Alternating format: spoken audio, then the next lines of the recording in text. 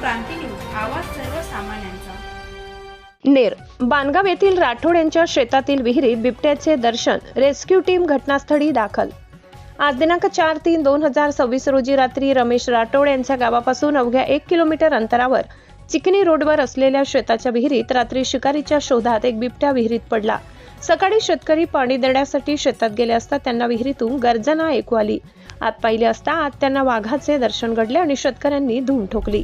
आमचे प्रतिनिधी यांनी वन विभागाच्या रेस्क्यू टीमला भ्रमणध्वनीद्वारे माहिती दिली। नेर तालुक्यातील वन परिक्षेत्र अधिकारी लबे साहेब घटनास्थळी आपल्या ताफ्यासह दाखल झाले आणि प्रयत्नाची पराकाष्ठा करून बिबट्या जातीच्या वाघाला मुक्त केले। त्यासाठी वन परिक्षेत्र अधिकारी सुभाष लबे, मोहोड, नाटककार बागाडे मॅडम, काडे, आरपी बागाडे राठोड आणि यवतमाळ येथील बचाव पथक व वन समितीचे अध्यक्ष जानराव राठोड उपस्थित होते।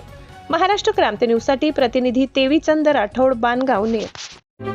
अशाच नवनवीन बातम्या पाहण्यासाठी आमच्या महाराष्ट्र क्रांती न्यूज या YouTube चॅनलला लाईक करा, सबस्क्राईब करा आणि बेल आयकॉनला प्रेस करा।